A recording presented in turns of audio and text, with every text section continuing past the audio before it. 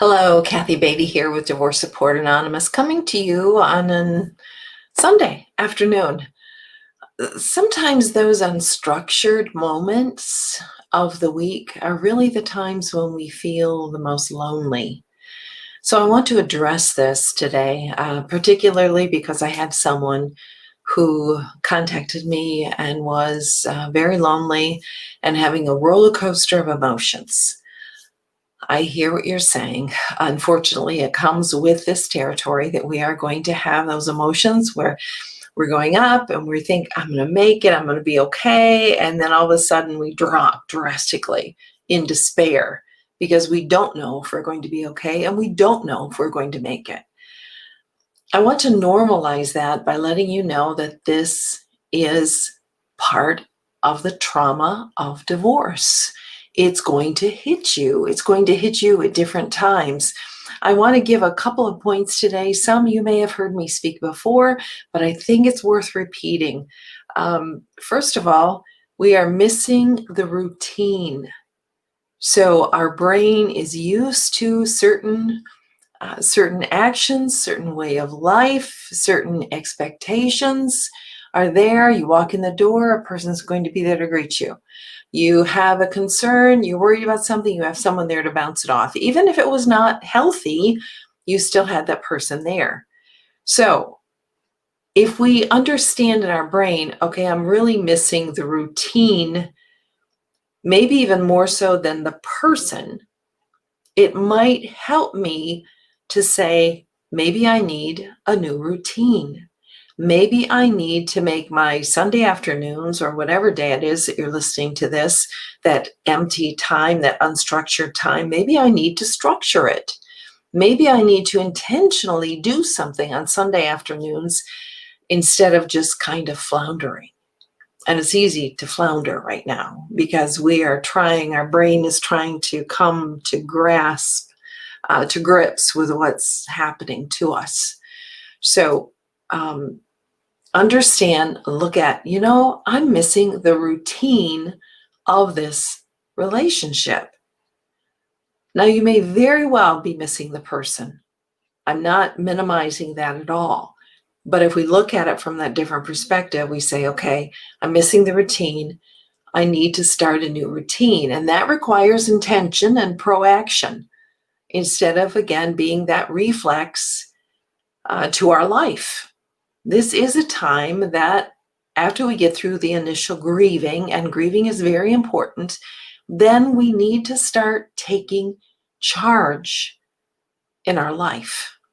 And that may mean admitting that we need help and that we need to belong to a support group or a group of individuals who is led by an expert that can allow me to process this trauma that is going on, that I can articulate it, that I can hear other people articulate it.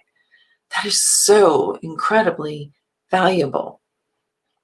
The next thing, when we are lonely, we're feeling lonely, we need to make a plan for our future. It's like, okay, I don't have anything right here, right now that I have to do, so let me start moving. Let me get this book behind me here, this yellow one, which is Building Your Future After Divorce.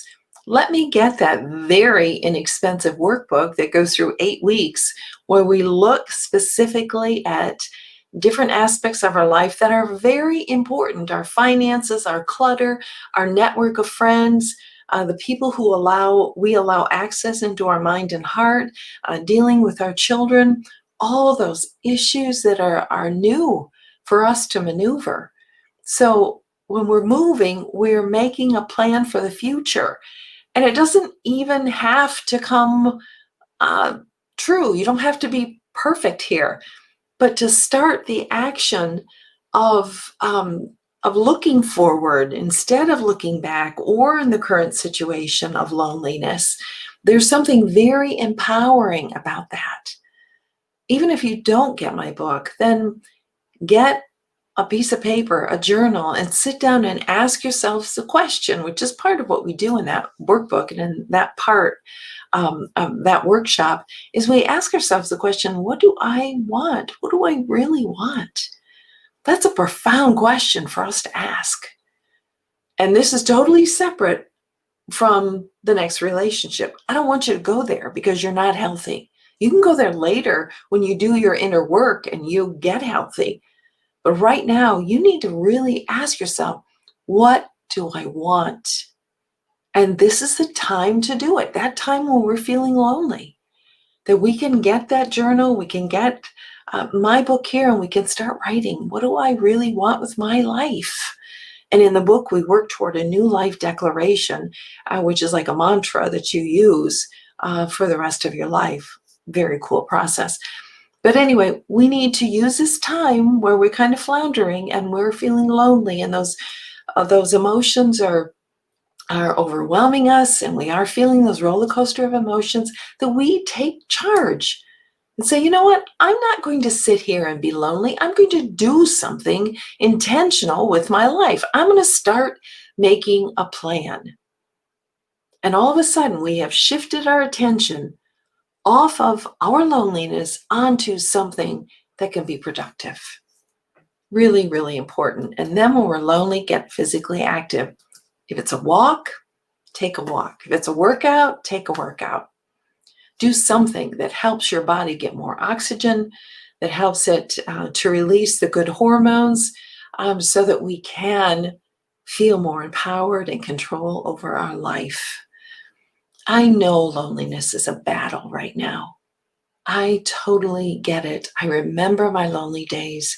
I remember that when someone were to touch me in the arm, it was like salve to a burn, because I was so raw. That is your spirit crying out for comfort, for direction. And let me speak also that this is a time to pray and ask God to enter into this loneliness, to send you people, to send you good, positive people, but also to deepen your relationship with who God is, because He longs for relationship with you. So use this loneliness to invite God into it. Say, God, I'm so lonely. Will you comfort me? Will you guide me? Will you direct me? Will you hold me? And what I have found in my life and in other people's lives, when we ask with a sincere heart, God never turns us away. Sometimes we're lonely and we just need to go to bed and wait for a new day. But other times we need to be proactive and take those steps in which we are in control of our loneliness. And even stepping out when we're not feeling like it, and stepping over those feelings to move forward. Hope this is of help. Kathy Beatty, Divorce Support Anonymous. Connect with me if I can be of help to you. Here it is. The Facebook page, of course, or my website. Take care, and we'll see you next time on Divorce Support Anonymous.